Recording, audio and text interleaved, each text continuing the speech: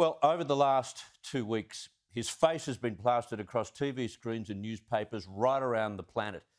And his name has been typed into Google tens of thousands of times. But for so many of us, Vladimir Putin and his path to supreme power in Russia is an enigma. Stephen Lee Myers is the New York Times Beijing bureau chief and the author of the book, The New Tsar, The Rise and Reign of Vladimir Putin. He joins me now. Stephen, good to speak with you again. He's been labelled a KGB thug, a madman, more recently a psychopath. Is he any of those things?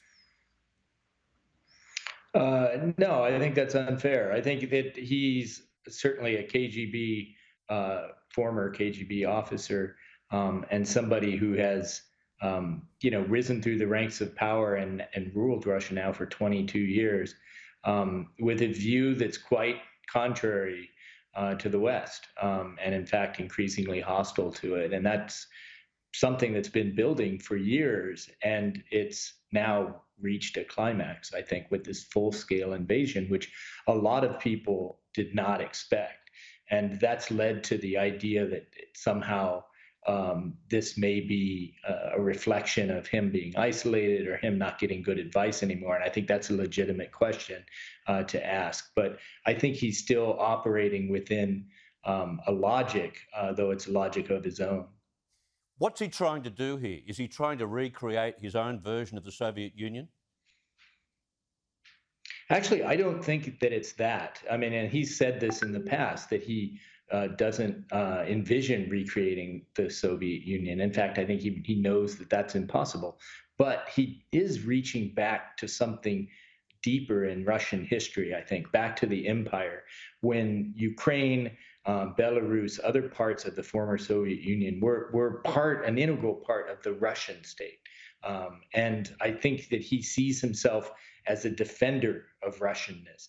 And he sees Ukraine, a country with very, very close religious, social, economic ties to Russia to this day. He sees any effort by Ukraine to try to shift its priorities to Europe, especially to NATO in the security alliance. He sees that as a threat to the very essence of Russia itself. And I think with that, to his power as the leader of Russia. And so that's what he's aiming to do clearly, even in his remarks the other day when he talked about the need for Ukraine to surrender or it would lose its statehood.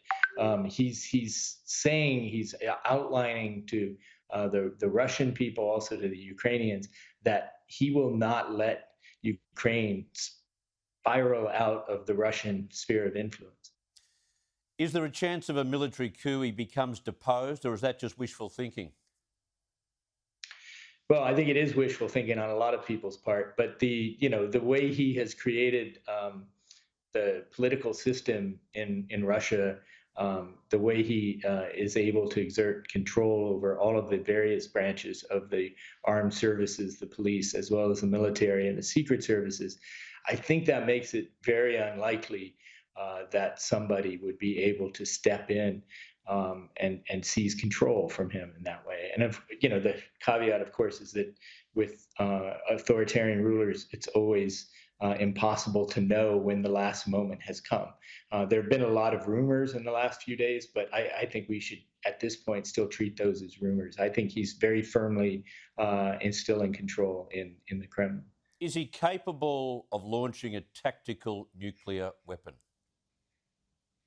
Again, this goes to your previous question in terms of, is he mad or not? And I don't think he is. And I think that he's acting in a way that we consider to be irrational, but it is by a certain logic, even if it's something that people in the West don't necessarily agree with and even see as somewhat delusional. But I do believe that he understands the significance, obviously, of nuclear weapons. He's brandishing them, I think, which is maybe a sign of weakness, maybe a sign that the campaign has not gone as well as he thought.